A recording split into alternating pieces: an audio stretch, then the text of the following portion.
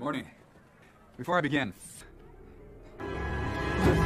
cerita diawali dengan memperlihatkan kematian mendadak beberapa orang di satu wilayah, entah terjadi serangan jantung massal atau ada penyebab lain dari senjata teroris. Pemerintah pun langsung memanggil beberapa ahli dalam bidangnya. Yang pertama ada Joshua, seorang ahli geomagnetik yang fokus mempelajari medan magnet bumi. Dan kedua ada Sergei, sahabatnya Josh, yang ahli dalam bidang senjata energi tinggi untuk memastikan penyebab terjadinya insiden tersebut. Hey, how'd you guess? Without any clues from the victims. Tak butuh waktu lama bagi Josh untuk menemukan jawaban bahwa mereka, para korban, memiliki satu persamaan, yaitu sama-sama menggunakan alat pemacu jantung, dan sang jenderal hanya ingin memastikan apakah ada sejenis senjata yang bisa membunuh mereka semua. Josh dan Sergei pun menjawab tidak ada, sehingga jenderal pun bisa sedikit tenang setelah mendengar bahwa negaranya tidak sedang diserang oleh teroris atau negara musuh. Our greatest concern was this may have been an act of war. Beralih ke London, fenomena aneh kembali terjadi ketika burung-burung berterbangan tidak beraturan sehingga menyebabkan kekacauan di pusat kota yang membuat banyak jatuh korban jiwa.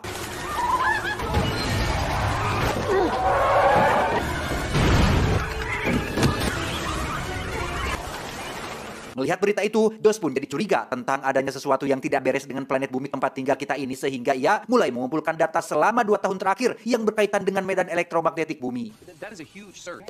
I need a 3D computer model of the... Grab those snow... Be wrong. Sejenak kita tinggalkan dulu Josh dan fenomena yang terjadi dan beralih ke seorang pilot pesawat NASA bernama Rebecca yang sedang memasuki atmosfer planet bumi di mana komunikasi tiba-tiba terganggu disertai dengan navigasi yang mengalami kekacauan sehingga pesawat kemungkinan besar akan mendarat di tempat yang tidak semestinya. Namun berkat kecerdasan Rebecca yang bisa mengambil keputusan cepat, pesawat akan melakukan pendaratan darurat di lokasi sungai pusat kota yang kebetulan sedang kesaatan.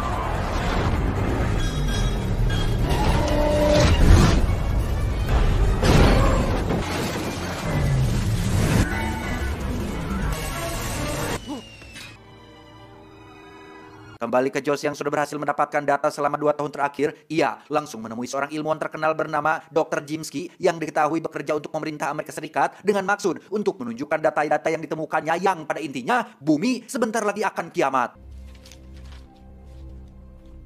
Setelah memeriksa data itu dengan seksama, Dr. Jimsky akhirnya percaya sehingga tanpa buang waktu lagi, beliau langsung mengajak Joshua untuk bertemu dengan para petinggi pemerintahan untuk mempresentasikan penemuan tersebut.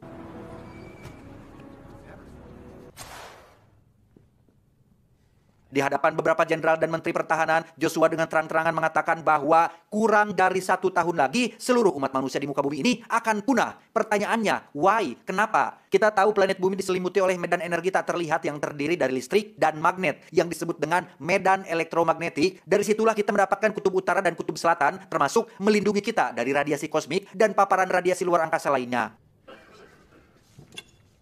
Does somebody have a can of air? Nah, masalahnya adalah sekarang medan elektromagnetik itu menjadi berantakan alias tidak beraturan diakibatkan oleh inti bumi yang mulai berhenti berputar. Inti bumi ini diibaratkan sebagai mesin penggerak yang menciptakan medan elektromagnetik. Sehingga dengan kata lain, jika inti bumi berhenti berputar, maka medan elektromagnetik tidak akan ada. Akibatnya, pesawat yang sedang terbang akan berjatuhan dari langit, peralatan elektronik akan terbakar, ratusan petir akan menyambar-nyambar, terjadi badai super besar, cahaya matahari yang semakin lama semakin terasa panas dan menyengat, dan bencana-bencana lain yang tidak pernah terbayangkan.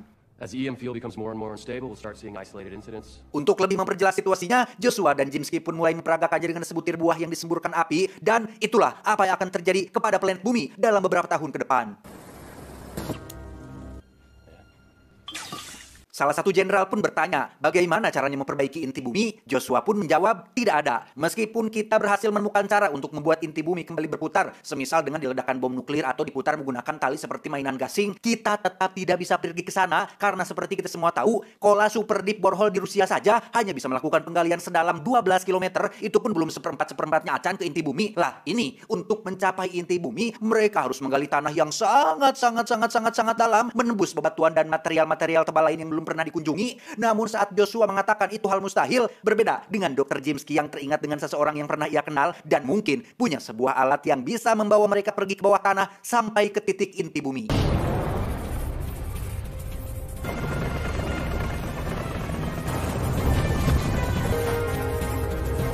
Dan inilah sosok yang dimaksud, seorang ilmuwan underrated bernama Ed yang sudah puluhan tahun mengembangkan semacam kendaraan yang dapat menembus tanah dengan cara mengkombinasikan laser berfrekuensi tinggi dengan gelombang ultrasonik hingga terciptalah sebuah perangkat besar yang langsung didemonstrasikan saat itu juga.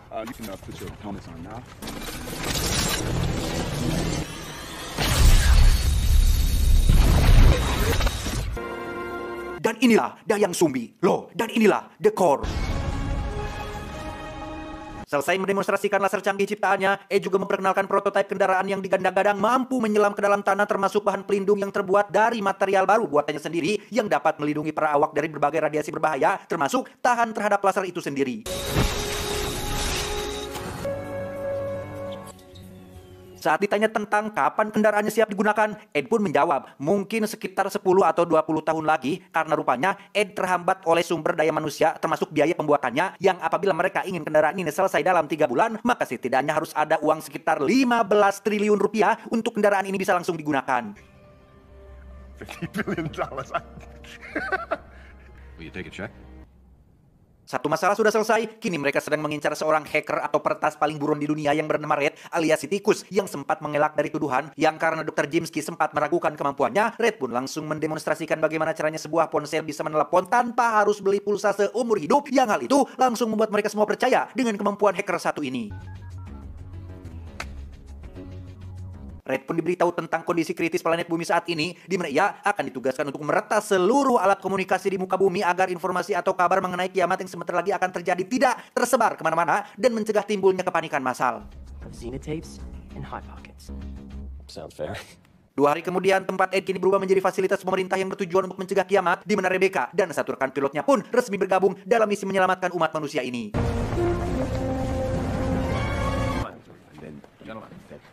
Commander Iverson? Thank you. Ed bertugas untuk mengawasi pembuatan kapalnya, sementara Dr. Jimski akan menghitung skala peledakan yang dibutuhkan karena rencananya mereka akan membuat inti bumi kembali berputar dengan cara meledakkan beberapa buah nuklir sebagai tenaga pendorongnya. Take shots because I'm advanced. Brass, do you think this ship will be powered by a small experimental at its core? Will help save the world. Kapal sendiri akan ditenagai oleh semacam arc reaktor atau reaktor busur persis seperti milik Tony Stark, tapi versi lightnya, sementara Joshua dan kawan-kawan akan memulai training singkat sebagai simulasi untuk masuk ke dalam bagian terdalam planet bumi.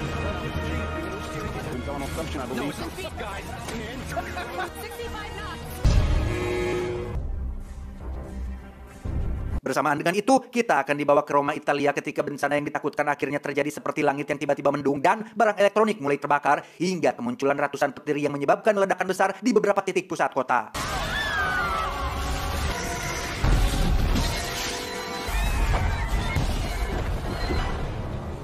Tiga bulan berlalu, kapal akhirnya siap beroperasi dengan Joshua dan kawan-kawannya juga sudah siap berangkat, sementara Red ditempatkan di ruang kontrol untuk menjaga akses informasi agar tetap menjadi rahasia.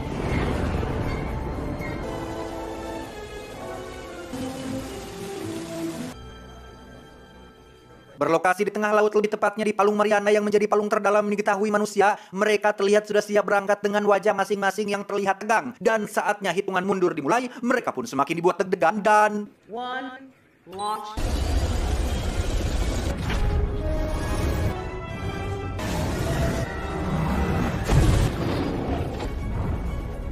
Sesampainya di kedalaman 1 km di bawah permukaan laut, Joshua dan kawan-kawan akhirnya bertemu dengan para ikan paus yang sedang berenang. Sempat teralihkan oleh keindahan hewan laut yang jarang ditemui, mereka lupa bahwa saat ini sedang terjadi gempa dasar laut yang mengakibatkan pergeseran kerak bumi dan menimbulkan pusaran air yang nyaris membuat mereka semua terjebak.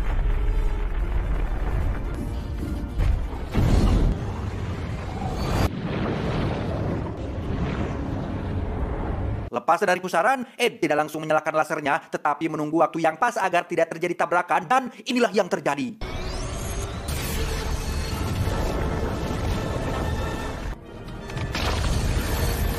Ya, kapal ini sukses menembus lapisan bumi meskipun masih dalam tahap awal dan luar. Dan satu catatan penting, bahwa mereka melihat jalur atau jalan menggunakan semacam perangkat canggih yang bisa tembus pandang, sehingga memudahkan untuk Rebecca dan rekan pilotnya melihat jalur yang layak untuk dilewati.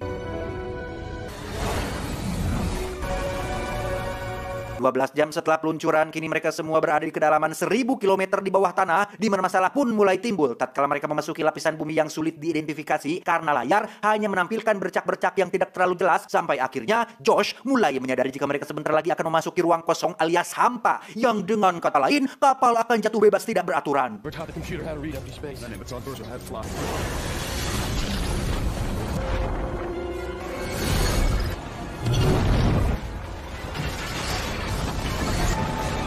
Dan ya, mereka mendarat dengan selamat, tapi kapal tidak bisa dinyalakan, sehingga 4 orang pun memutuskan keluar untuk memeriksa kondisi di luar kapal.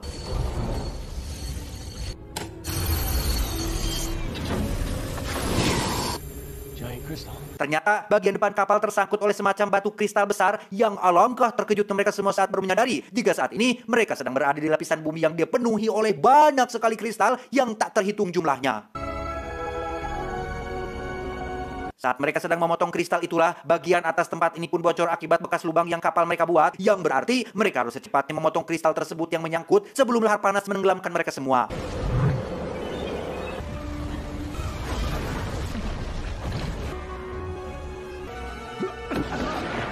Joe sempat pingsan tapi berhasil diselamatkan oleh Eddie yang langsung membawanya masuk ke dalam kapal yang tepat saat mesin sudah berhasil dinyalakan. Terjadi suatu musibah ketika potongan kristal kecil jatuh tepat mengenai rekan pilot Rebecca sehingga...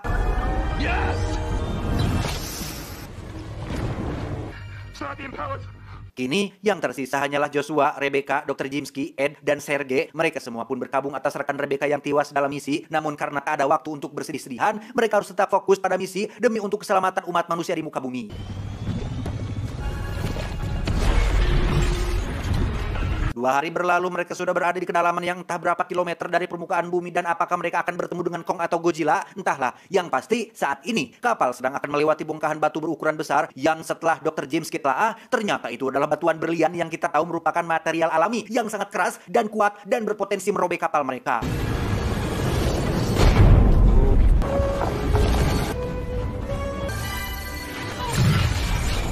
Dan ya, yang ditakutkan pun terjadi ketika gerbong belakang robek akibat terkena berlian tajam, di mana Sergei yang seluruh catatannya disimpan di gerbong belakang pun mencoba menyelamatkan itu semua, tetapi justru malah membuatnya harus terjebak dan tak terselamatkan.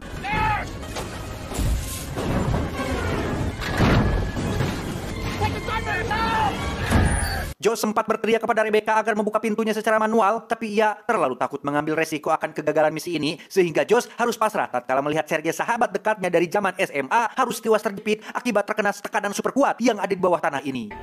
Stay with me here. Serge. Serge.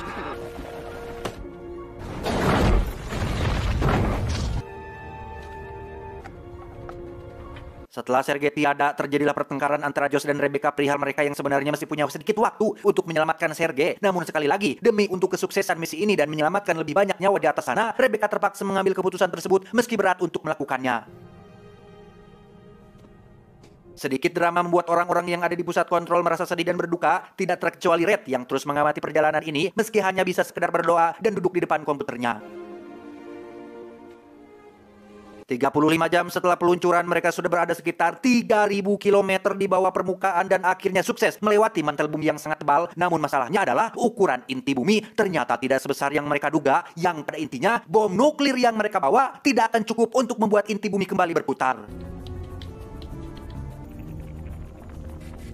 Setelah yakin 100% bahwa misi ini hanya sia-sia saja, Dr. Jimski pun langsung menghubungi Jenderal untuk memakai rencana B. Sontak hal itu membuat Josh dan kawan-kawan terkejut karena belum diberitahu tentang maksud dari rencana B tersebut, yang pada akhirnya setelah dipaksa buka mulut, Dr. Jimski dan Jenderal pun jujur bahwa mereka diam-diam telah membuat senjata canggih yang dinamai dengan Destiny, senjata yang ditembakkan ke pusat bumi dengan maksud untuk menciptakan gempa buatan di negara musuh. Namun pada saat uji coba kedua, senjata tersebut juga telah tak sengaja berpengaruh pada inti bumi, yang alhasil terjadilah bencana yang terjadi saat ini. No one in this administration, no one had any idea. Nah, Dr. Jimski dan Jenderal telah sepakat bahwa apabila misi ini gagal, maka mereka akan melakukan rencana B, yaitu mengaktifkan senjata itu lagi, berharap akan membuat inti bumi kembali berputar, sehingga Dr. Jimski meminta Josh dan kawan-kawan untuk putar balik dan pulang kembali ke permukaan. Virgil, I'm telling you right now, we will fire Destiny, and we need. Tak ingin mengambil resiko yang bisa memperburuk keadaan, Josh dan kawan-kawan pun berbeda pendapat dengan Dr. Jimski. Mereka justru khawatir apabila senjata itu kembali diaktifkan, maka hanya akan membuat inti bumi semakin tidak stabil, sehingga daripada balik lagi tanpa mendapatkan apa-apa, Josh dan kawan-kawan memilih untuk tetap melanjutkan misi ini meski nyawa mereka sebagai taruhannya. Come on, you're a bunch of suicidal morons! What are you, crazy?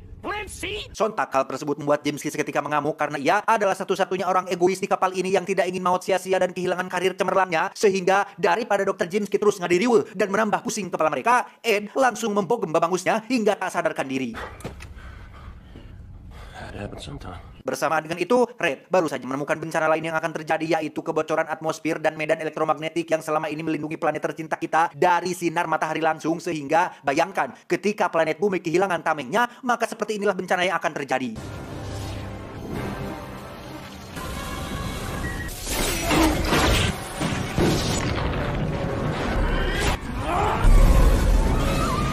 Ya, sinar matahari langsung telah menyebabkan jembatan Golden Gate runtuh sehingga Jenderal dengan cepat menghubungi anak buahnya untuk mulai mengaktifkan senjata Destiny yang rupanya berlokasi di salah satu wilayah di Alaska.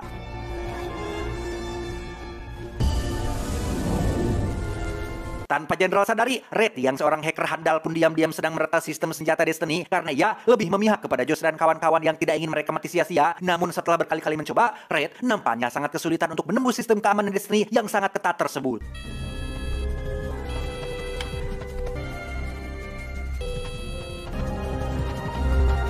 Kembali ke kapal, Jimski akhirnya bangun dari pingsannya dan berjanji tidak akan mengacau lagi. Bahkan ia memiliki sebuah ide untuk membuat misi ini tetap berhasil, yaitu meledakkan satu persatu bomnya, tunggu sampai ledakannya berhenti, kemudian ledakan lagi, dan lagi. Yang alhasil, teori dari Jimski pun sukses secara simulasi. And another, and another, and another. Fluid Dynamics 101. Bigger than some parts. Karena rencana berubah, maka timbul masalah baru ketika bom tersebut harus diledakkan secara manual dan satu persatu. Artinya harus ada satu orang yang berkorban dalam rencana ini, sehingga Ed menggunakan sebuah kabel untuk mengundi siapa yang akan tinggal dan berkorban di kapal ini. 3. Thank you. Magic. Dan ya, rupa-rupanya Ed telah mencurangi pengundian tersebut dengan menjadikan dirinya sendiri sebagai orang yang akan tinggal alias rela berkorban. Alasannya karena Ed adalah pemilik dari kapal ini sekaligus orang yang telah membuatnya. Dan apabila ia harus mati, maka Ed memilih untuk mati bersama kapal ciptaannya ini.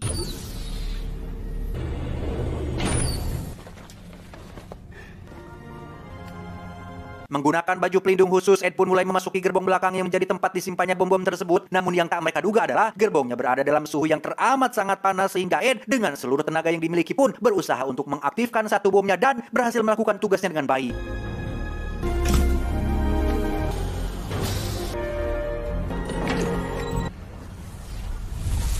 Satu bom berhasil dijatuhkan termasuk pengorbanan Ed yang tak sia-sia. Sekarang giliran mereka harus menjatuhkan sisa bom yang ada. Namun kapal tiba-tiba mengalami goncangan setelah terkena lidah api dari inti bumi.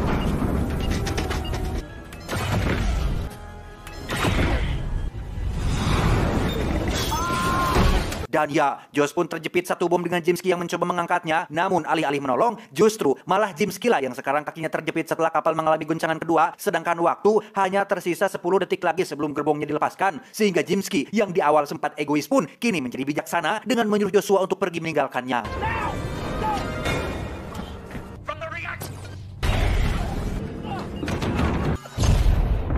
Kembali ke Josh yang sesuai pesan terakhir dari Jimski yang mengatakan bahwa ledakan terakhir harus lebih kuat dan besar dari yang sebelumnya. Josh pun terpaksa menggunakan tenaga dari reaktor pembangkit tenaga kapal ini, yang berarti dia dan Rebecca harus rela tidak bisa pulang karena kapal tidak akan punya tenaga lagi.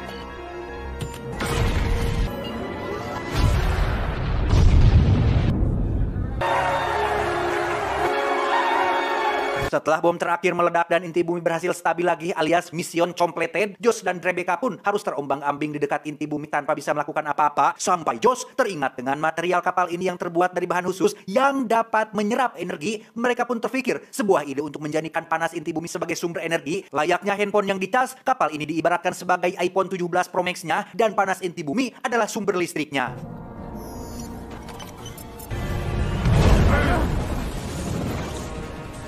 Dan ya, cara itu berhasil menghidupkan kembali kapal dan bahkan membuat kecepatannya menjadi 3 kali lipat lebih cepat dari sebelumnya. Sehingga tantangan selanjutnya adalah Rebecca harus pintar-pintar mengemudikan kapal agar mendapat jalur yang tepat supaya mereka bisa kembali ke permukaan. 4 jam kemudian kapal akhirnya berhasil mencapai dasar laut di sekitaran Laut Hawaii. Namun karena kapal sudah benar-benar kehabisan daya, tak ada yang bisa Josh dan Rebecca lakukan kecuali menunggu bantuan datang.